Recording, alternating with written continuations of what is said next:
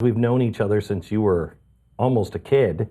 I don't know if the audience has ever really been introduced to you formally. You are an amazing guy who, I don't know what happened to you. I don't know if you were bit by a spider or there's something happened, but you were wicked smart. You graduated high school at 16? Yeah. Went to UCLA, graduated Summa, yeah. by 20? Then went to Harvard, graduated top the class. Cum laude, yeah. Yeah. And then you started your own law firm? Yeah. Yeah. A lot of independent consulting and yeah. So it's I've been in this game for legitimately half my life. I had a syndicated column when I was 17. Now I'm 34. So I feel like I'm a little old hand at the political stuff. Even though so when you were 16 years old, going to UCLA, what was that like? Well, it was fun. I mean, I hated high school, so I was just glad to get the hell out of there. I mean, high school was garbage because I was 2 years younger than everybody else, and I hadn't hit my growth spurt until senior year. So when you're 5'2" and like 120 pounds and smarter than most of the kids in your class and kind of obnoxious, things go real well for you in high school. You're big hit with the ladies, especially in separate sex schools. Like I went to for Jewish school, it was just fantastic. I was so excited to get out of there. So going to college was great. I mean, I got to go there and I got to be on my own time. I didn't have to stick around from... You were 16 years old, still living at the house? Yeah, I lived at home in college. My parents were like, you are not living on campus. That is not a thing that's happening. I bet, yeah. It's one of the reasons I stayed in town, because originally I thought I was actually going to go to Johns Hopkins and major in genetic science and music, because they have Peabody School of Music over there, because I was a virtuosic violinist at the time. So I was studying... Of course you are. I hate you. I hate you. Yeah, my dad's a professional pianist. I'd been studying with one of the top 10 teachers in the world. And then there came a point where if you have you ever played for the audience? Have you ever played the violin? You can find we did a video here, me playing a 3-part rendition of a Game of Thrones theme. So you can find that. All right. Or you can find some tape that we put up from when I was 12 Do you still play? Yeah. So I haven't gotten myself a lot of nice presents, but a couple months ago, I went and got myself a really nice violin. So that's awesome. Like my dad will come over. What's a really nice violin? Like the violin that you buy the first class seat for? Yeah, pretty much. Yeah, exactly. Okay. Not quite that. Yeah. Not the Strad that's like $1 million. Yeah. But it costs not an insignificant amount of money because a first class violin, typically it costs $30,000 and upward for a first class violin. So it was like, okay, we can either get a nice car or I can have this violin. Wow, that's crazy. And so that was my one treat to myself in 10 years of marriage. My wife was okay with it, so I get away with it. But you're a good dad. Yeah, I saw you with your kids. Thank you.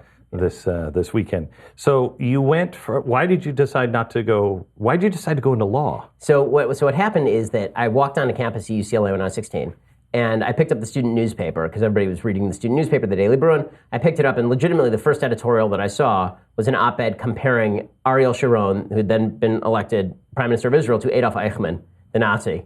And so I said, this is ridiculous, and I walked into the front office of the Daily Bruin, and I said, I'd like to write a counter to that. How do I do that? And they said, well, you just write something and you submit it. So I wrote something, I submitted it, they printed it. And then a few weeks later, I was walking through their offices, and they said, we have an op-ed here about somebody who's anti the sanctions on Iraq. Do you want to write something in favor? I said, well, I know a little bit about that, so sure. So I wrote a point counterpoint, and then they said, okay, we want you to write a regular point counterpoint, which I did for a couple of months. And then I applied as a regular columnist. And then about a year and a half after that, the column was really well read there because it was the only person to the right of Mao, right, who was writing for the student newspaper. And so I went to my dad and I said, do you think my stuff's good enough to be in like a normal, non-crazy paper? And my dad said, yeah, let me do a little bit of research. So he looked up various syndicators, and he found Creator Syndicate, which does David Limbaugh's column, and at the time Molly Ivins, so right and left. And I just applied cold. They didn't know who I was. I didn't know anybody there. I just sent an application in the mail. And 3 weeks later, they called back and they said they wanted to syndicate me. So 17, and I had a syndicated column on politics. That's crazy. So yeah, it's funny because the first time I was because I have the opposite story. I went to college when I was 30, and the first day that I walked on campus, somebody handed me the Yale newspaper, and I looked at it, and then the lead story was about, basically communism is neat, and I stopped and I looked at it. And I walked back to the guy who handed it to me and I said, this is, communism is neat? And I don't remember what it was. And he said, yeah. And I said, you know what? Hand that to me when you're 30.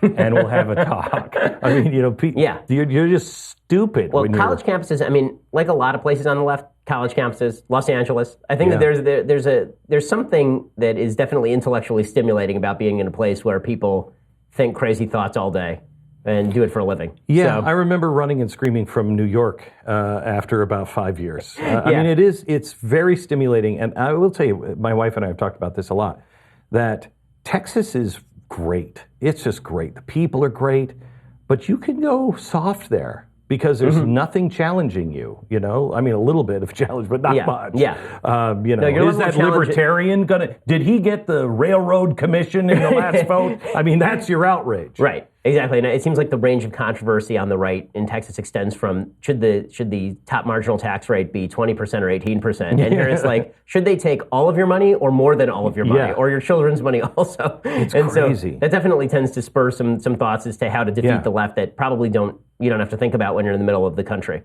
I sort of think of Texas as like, it's probably like heaven, but I'm not sure I've earned my way in yet. So so we'll be struggling out here in the exile until we've... Well, they're moving too many people from California. This place is, I mean, there's a steady stream. They'll wreck Texas, they're already doing it. There's 1,000 people a week from California that move into Texas. Well, this is my theory of population movement, is eventually what will happen is, people who are conservative and believe in entrepreneurialism come out to a place, they make it great, and then the left follows them there and destroys it. And then people who are right-wing move to another place and make it great, and the left follows them there and destroys it. So in about 150 years, the right will come back to California. It'll be just a husk of its former self, but it'll still be on the beach. Right. And we can just reoccupy all the houses. Honestly, that's my grandchildren can have Barbara Streisand's house. It'll be great. I don't know if I want Barbara Streisand's house.